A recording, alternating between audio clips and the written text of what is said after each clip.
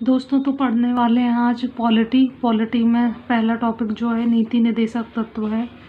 नीति निर्देशक तत्व जो हैं उनमें स्टार्टिंग से पढ़ेंगे और ये लेक्चर वाइज सीरीज़ होने वाली है।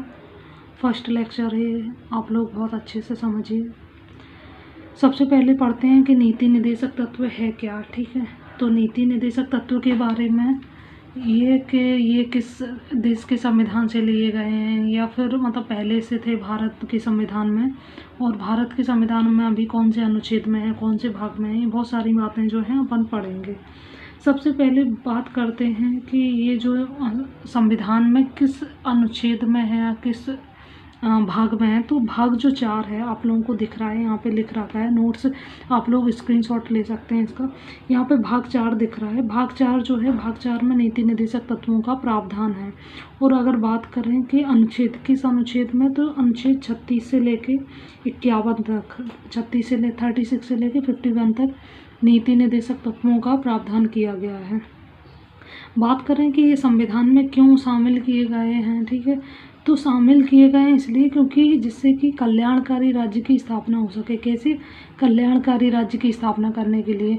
ठीक है, कल्याण जैसे भारत के जो नागरिक हैं वो उनका सामाजिक कल्याण हो सके, आर्थिक कल्याण हो सके और राजनैतिक, ठीक है, मोरल सपोर्ट हो सके, इकोनॉमिक एंड सोशल। ठीक है, तो ये कल्याण करने की, ये कल्याण कैसे हो सकता है? देखो, ऐसा होता है कि जब हमारे देश में जो कानून बनाए जाते हैं उस टाइम पे नीति निर्देशक तत्व देखे जाते हैं। वो इसीलिए होते हैं जिससे कि उनसे प्रेरणा आप लो और कुछ अच्छा मतलब वो अच्छा प्रावधान लेके आओ, मतलब कुछ सामाजिक आर्थिक कुछ अच्छे प्रावधान जो हैं जोड़ो उसमें।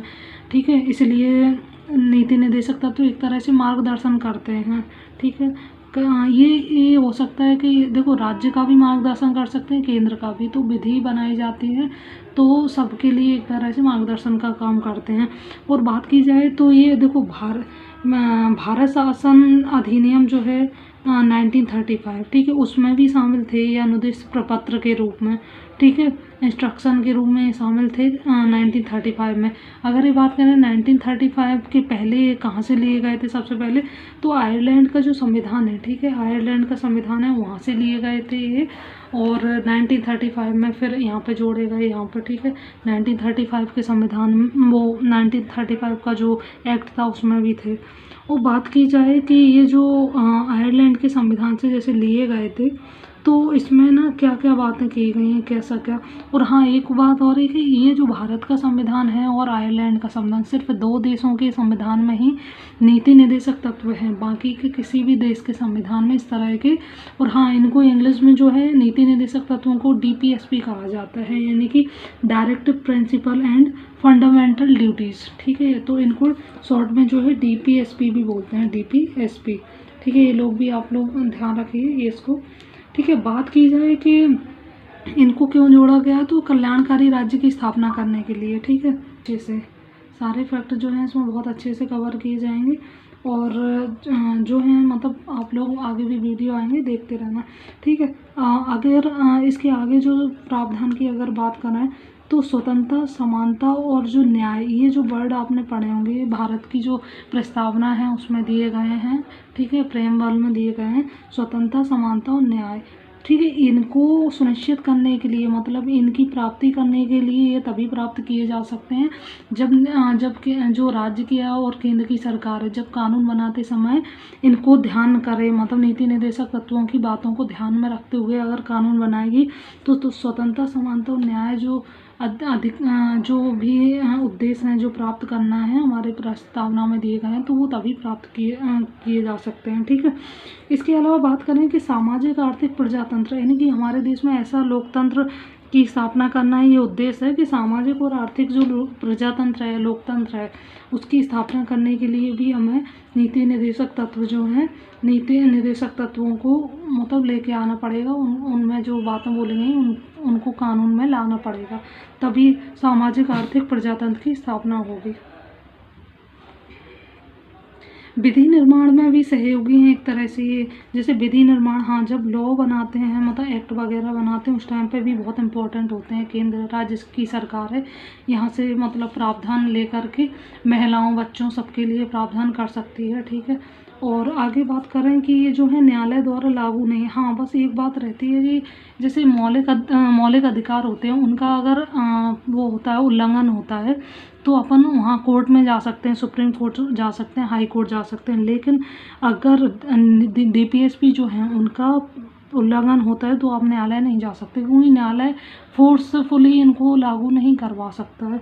इसके बाद नेक्स्ट आगे बढ़ें तो देश के जो शासन में इनकी बहुत महत्वपूर्ण भूमिका है। शासन प्रशासन में भी महत्वपूर्ण भूमिका आपने देखा है कि जो कानून वगैरह बनते हैं, ठीक है, उनमें, और कानून निर्माण में भी उपयोगी है। पढ़ लिया अपन ने, विधि निर्माण में सहयोगी, हाँ, और नैतिकता के सूत्र होते हैं एक तरह से ये, ठीक है।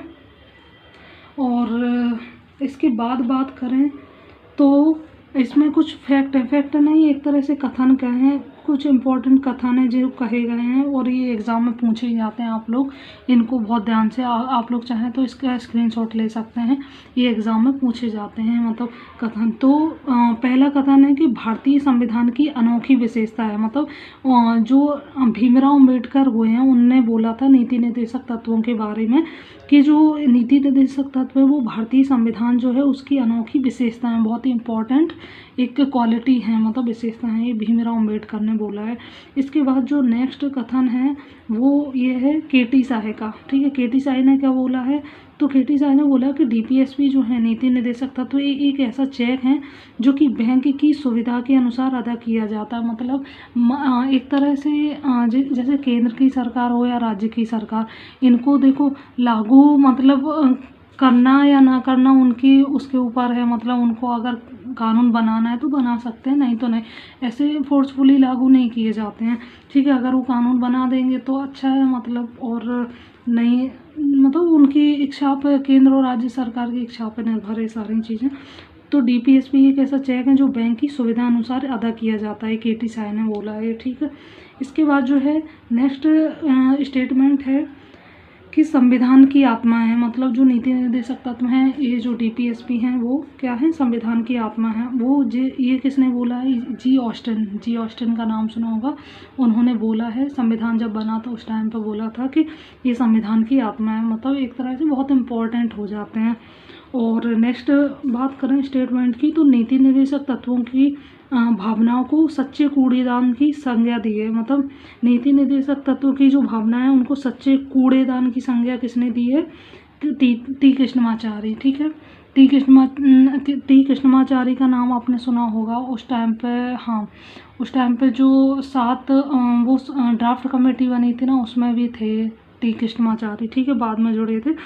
तो उनने बोला है इसे सच्चे कूड़ेदान की संज्ञा दी है, ठीक है, कि जब इससे चाहो मतलब प्रावधान उठा सकते हैं और नहीं चाहो तो कचरेदान की तरह पड़े रहने दो, ठीक है। तो आप लोगों को ये वीडियो कैसा लगा आप लोग कमेंट करके ज़रूर बताएं। अगर अच्छा लगा है तो बताइए, मतलब इसका वो आगे भी बढ़ाएंगे, ठीक है, और भी वीडियो आते रहेंगे, इसलिए चैनल को सब्सक्राइब कर लीजिए। वीडियो अच्छा लगा है तो हमें भी मोटिवेशन चाहिए, तो अगर आप लोग चाहते हैं कि और वीडियो आए तो वीडियो को लाइक भी कर दीजिए। Thank you.